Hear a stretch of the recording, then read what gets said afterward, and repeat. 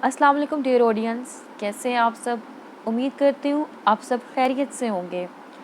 आप सबको वेलकम कहती हूँ यूट्यूब चैनल इंग्लिश लिटरेचर के ऊपर। हम जो इसके ऊपर अब सीरीज़ स्टार्ट करने वाले हैं वो सीरीज़ होगी हिस्ट्री ऑफ इंग्लिश लिटरेचर। आज हमने हिस्ट्री ऑफ इंग्लिश लिटरेचर का सबसे पहला topic the Anglo Saxon period और ओल्ड इंग्लिश पीरियड के बारे में पढ़ना है। ये पीरियड 1670 से स्टार्ट होता है और 1100 पे ख़त्म हो जाता है।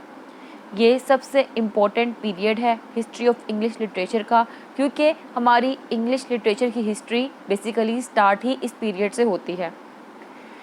इसके अंदर हम लोग पढ़ने वाले हैं कि सबसे पहले जब हमारा एंग्लो सैक्सन पीरियड स्टार्ट हुआ था उससे पहले क्या क्या बैकग्राउंड रहा है, क्या क्या हिस्ट्री रही है। क्योंकि Anglo Saxon period old English period के अंदर वो पीरियड माना जाता है, हिस्ट्री के अंदर वो पीरियड माना जाता है जहाँ पे हम लोगों ने इंग्लिश को प्रॉपर वे में ओल्ड इंग्लिश लैंग्वेज को लेते हुए पढ़ना शुरू किया था, स्टार्ट किया था। और मेरी आदत शुरू से यही रही है कि जब हमने एक एज को पढ़ना होता है तो मैं प्रेफरेंस देती हूँ कि हमें उस एज का पहले बैकग्राउंड पता हो कि उस एज से पहले क्या हुआ था। जैसा कि आप देख सकते हैं यहाँ पे जो स्लाइड दी गई है वहाँ पे मैंने बताया है रोमन्स वर देयर। अब क्या हुआ था, एंग्लो सैक्सन पीरियड जब शुरू हुआ है उसके शुरू होने से पहले की बात है कि ना यहाँ पे ना रोमन्स थे। रोमन्स वहाँ पे थे उस एरिया में। एरिया कौन सा है? केल्ट्स का एरिया है। इन केल्ट्स को ब्रिटन्स भी कहते थे। तो हुआ क्या था, ऐसा हुआ था कि जो रोमन्स थे ना वहाँ पे थे, तो जब रोमन्स भी वहाँ पे थे उस केल्ट्स के एरिया में और केल्ट्स भी वहाँ पर ही थे, तो उस दौरान पे पिक्ट्स पिक्ट्स थे, उन्होंने अटैक कर दिया था केल्ट्स के ऊपर। जब उन्होंने केल्ट्स के ऊपर अटैक किया तो उस टाइम क्या हुआ, उस टाइम ये हुआ कि केल्ट्स ने एंगल्स को, सैक्सन्स को और ज्यूट्स को इनवाइट किया था। जी, आगे जाने से पहले मैं थोड़ा सा बता दूं कि जब रोमन्स थे वहाँ पे रोमन्स कैसे आए थे ब्रिटेन्स में, यानी कि केल्ट्स के एरिया में रोमन्स कैसे आए थे, पहले मैं आपको वो बताऊंगी, फिर सिस्टमेटिकली हम ऑर्डर को फॉलो करते हुए डिस्कस करेंगे। जी, एरिया कौन सा है? केल्ट्स का। केल्ट्स के एरिया को ब्रिटन्स भी कहते हैं। ब्रिटन्स क्यों कहते हैं? क्योंकि केल्ट्स ब्रिटेन के नाम से भी जाने जाते थे। ठीक हो गया। ब्रिटन्स का बाद में नाम इंग्लैंड बना था। कैसे बना था आगे डिस्कस करेंगे। अभी यहाँ पे वापस आते हैं। तो ब्रिटन्स में हमारे पास रोमन्स आ गए। रोमन्स कब आए थे? वो जूलियस केसर के साथ आए थे। 1443 टू 410 AD तक वो रहे थे और वो अपने साथ क्रिश्चियनिटी को लेके आए थे। ठीक है, तो जैसा कि मैंने बताया वो कहाँ पे लेके आए थे? ब्रिटन्स में। ब्रिटन्स किसका नाम है? केल्ट्स का ही नाम दूसरा ब्रिटन्स है। तो वहाँ पे क्या हुआ कि जब वहाँ पे रोमन आए थे ब्रिटन्स में, तो उस दौरान पे पिक्ट्स पिक्ट्स ने अटैक कर दिया था केल्ट्स के ऊपर। ठीक है, जब पिक्ट्स जो थे ना, पिक्ट्स कौन थे? पिक्ट्स एक स्कॉटिश ट्राइब था, एक स्कॉटिश कबीला था। ये जंगली लोग थे। ठीक है, ये जो पिक्ट्स थे ये जंगली लोग थे। अब क्या हुआ कि जो इन्होंने जब अटैक किया केल्ट्स पे, केल्ट्स या ब्रिटेन, अगर मैं ब्रिटन्स बोलती हूँ यानी कि मैं केल्ट्स की बात कर रही हूँ, मैं केल्ट्स बोलती हूँ यानी कि मैं ब्रिटेन की बात कर रही हूँ। ठीक है, ये माइंड में क्लियर रखिएगा। तो जब पिक्ट्स ने अटैक किया ना केल्ट्स के ऊपर, तो तब क्या हुआ, तब रोमन्स ने पिक्ट्स से केल्ट्स को बचाने के लिए एक वॉल क्रिएट कर दी। उस वॉल का नाम था हार्डियंस वॉल। ठीक है, उस वॉल का नाम था हार्डियन वॉल। वो जो वॉल थी वो थी हार्डियन वॉल। और उस टाइम पीरियड पे क्या था, उस टाइम पीरियड पे जो रोमन्स थी उनकी लैंग्वेज लैटिन थी। ठीक है, तो जब उनकी लैंग्वेज लैटिन थी ना, फिर जब इन्होंने केल्ट्स ने एंगल्स और सैक्सन्स को और ज्यूट्स को इनवाइट किया था, कहाँ पे? ब्रिटेन्स के अंदर। तो जो एंगल्स और सैक्सन्स थे अपने साथ वो एक लैंग्वेज लेके आए थे। उस लैंग्वेज को ओल्ड इंग्लिश की लैंग्वेज कंसीडर किया जाता है। और जब वो आए थे तो लिटरेचर की सेंस भी उन्होंने ही इंट्रोड्यूस करवाई थी अपनी एंट्रेंस के साथ। खैर वापस आते हैं बात की तरफ कि रोमन्स जो थे उनका एक बादशाह था, बादशाह का नाम था हॉनरियस, जैसा कि आप देख सकते हैं यहाँ पे, ये रोमन्स का किंग था। ठीक है, अब क्या हुआ था कि रोमन्स को पता लगा कि जो रोम है, उनका जो इलाका रोम था, वहाँ पे अटैक्स होना शुरू हो गए हैं। तो उसके बादशाह ने कहा केल्ट्स को कि अब तुम्हें अपना डिफेंड खुद करना है, क्योंकि रोम पे अटैक हो रहे हैं, कुछ फोर्सेस ने अटैक करना शुरू कर दिया रोम के ऊपर। इस वजह से हम लोगों को वापस जाना है और हम लोगों को जाकर रोम को बचाना है। तो अब तुम लोगों को, किनको, केल्ट्स को, अपनी हिफाजत खुद करनी है। तो क्या हुआ, जो रोमन्स थे वो चले गए। क्यों चले गए थे? क्योंकि रोम पे अटैक हुआ था। अब इस टाइम पीरियड पे क्या हुआ, जो केल्ट्स यानी कि जो ब्रिटन्स थे, उनके ऊपर पिक्स अटैक पे अटैक करी जा रहे थे और केल्ट्स ने खुद को बचाना था। तो उन्होंने खुद को बचाने के लिए एंगल्स, सैक्सन एंड ज्यूट्स को कॉल की, यानी कि उनको बुलाया मदद के लिए। फिर ये जो एंगल्स, सैक्सन और ज्यूट्स थे ना, ये समंदरी रास्ते से होते हुए नॉर्थ जर्मनी से और स्कैंडिनेविया से ना होते हुए कहाँ पहुँचे, ये पहुँचे ब्रिटेन्स में। ठीक हो गया।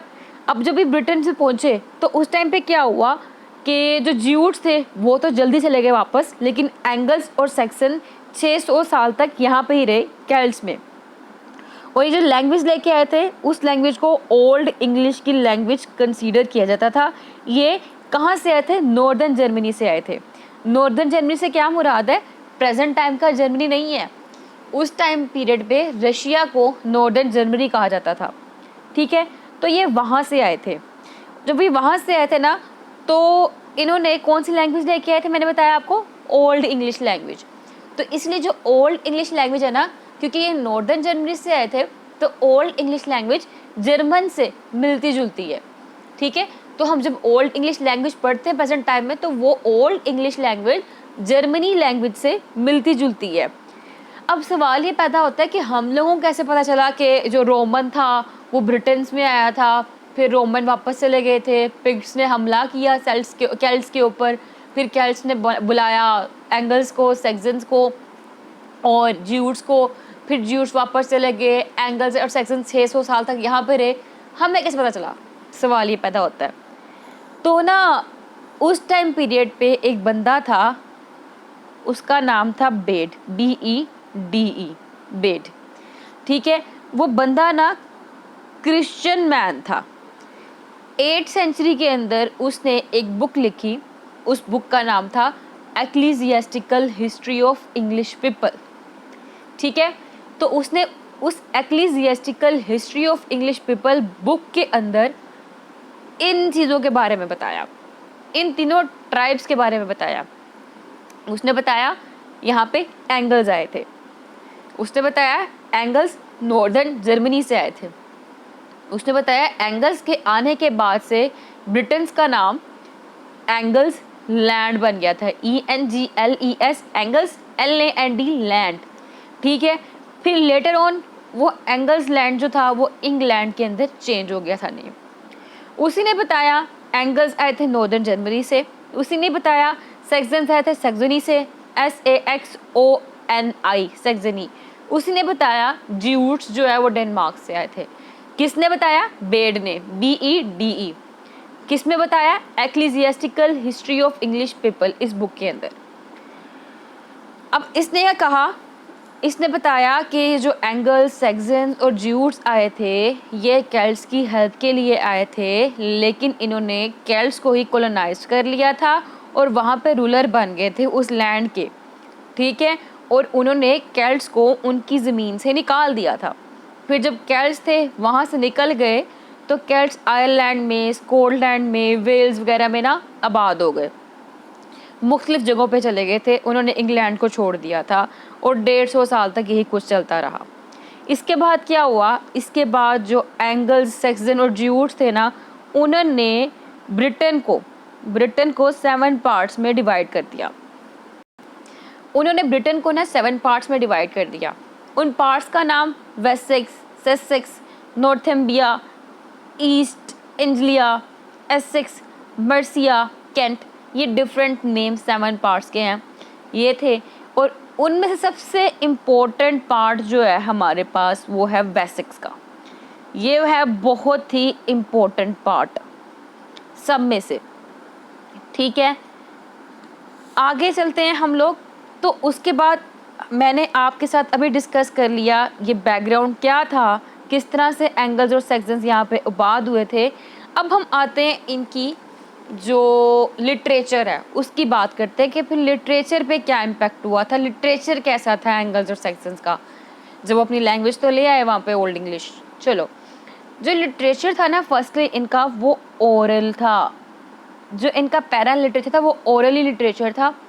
ओरल लिटरेचर यानी कि कहानियाँ सुनाना, फोक टेल सुनाना, ट्रेडिशनल स्टोरी सुनाना वगैरह वगैरह।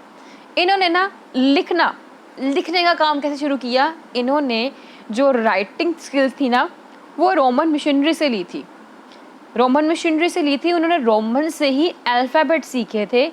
उन्होंने अल्फ़ाबेट्स रोमन से सीख के एपिक पोइट्री लिखी है, जियोग्राफी लिखी, सरमन्स लिखी, रिडल्स लिखी जो पहेलियाँ वगैरह होती हैं, बाइबल्स की ट्रांसलेशन लिखी, क्रॉनिकल्स लिखी यानी कि लाइफ हिस्ट्री के बारे में लिखना।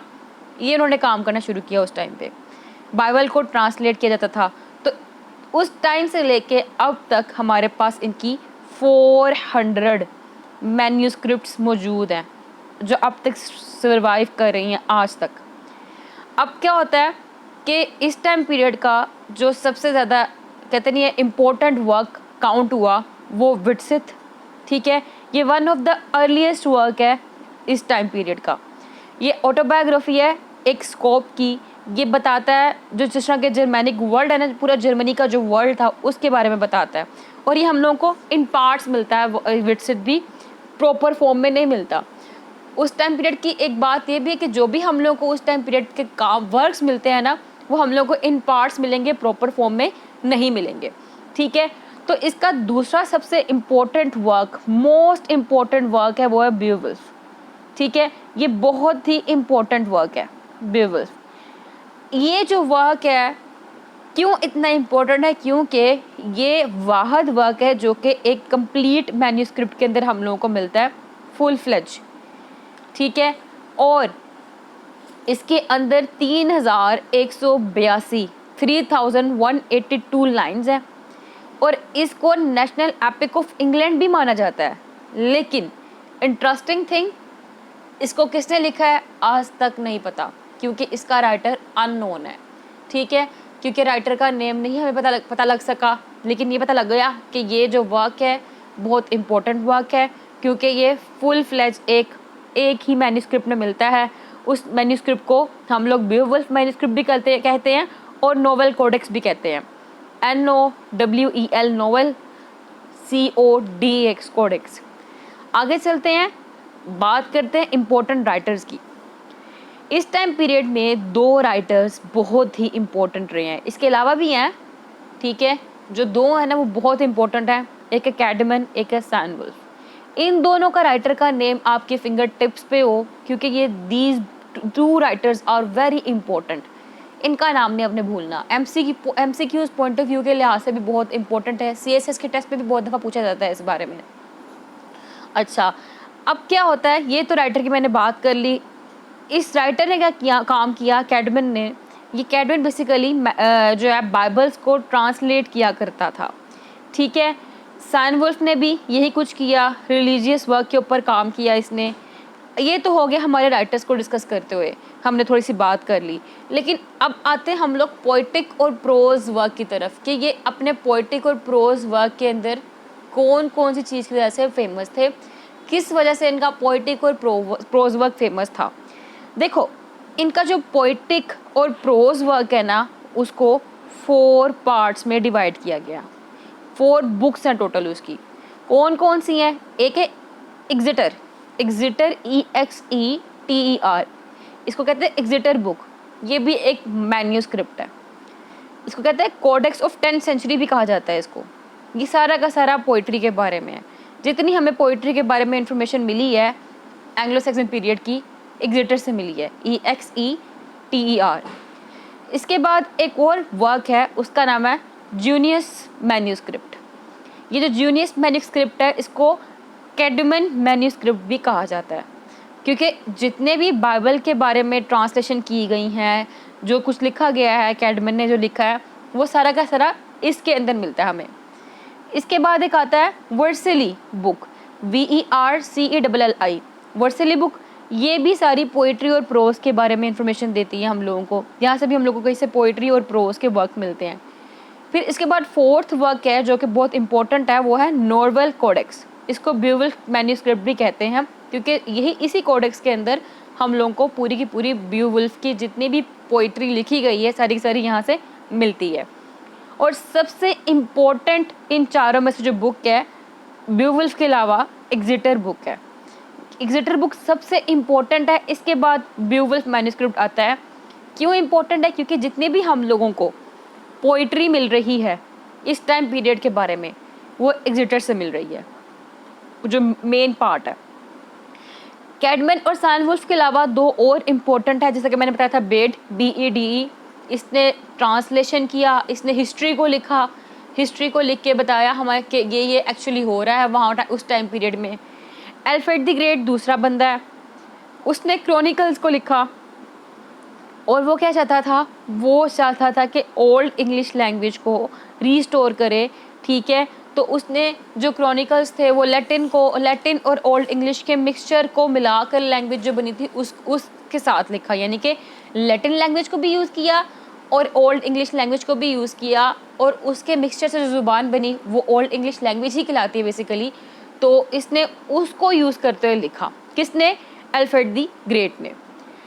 अब बात करते हैं ये जो लोग थे, इन लोगों की पोइम्स कैसी थी, किस तरह की लिखते थे पोइम्स। ये हीरोइक पोइम लिखते थे, रिलीजियस पोइम्स भी लिखते थे, पर्सनल पोइम्स भी लिखते थे, लव पोइम्स भी लिखते थे, क्रॉनिकल्स भी लिखते थे, जो कि क्रॉनिकल्स का स्टार्ट अल्फ्रेड द ग्रेट ने किया था सबसे पहले, लाइफ हिस्ट्री के बारे में लिखना। ये सरमन्स भी लिखते थे। साइनवुल्फ का मोस्टली वर्क सरमन्स बेस्ड है। ये रिडल्स भी लिखते थे, ठीक है। और इस टाइम पीरियड का एक और सबसे अच्छा और सबसे जाना माना वर्क है, वो है बैटल ऑफ मेल्डन, ठीक है, MALDON। मेल्डन जो है ना, ये सबसे अच्छा वर्क तो जाना जाता है, लेकिन इसकी ड्रॉबैक क्या है? इसकी स्टार्टिंग और एंडिंग का मैन्यूस्क्रिप्ट मिसिंग है, ठीक है। तो उसके बाद बात करते हैं इनकी जो पोइट्री है। मैंने इस तरह बताया है कि heroic poetry, religious poetry, personal, love, chronicles, sermons, riddles. इसके अलावा इनका स्टाइल क्या था? ये एलेजिक पोइट्री लिखते थे, ये जो कि विजडम पोइट्री भी जानी जाती थी। और उनमें फेमस नेम कौन से आ रहे हैं?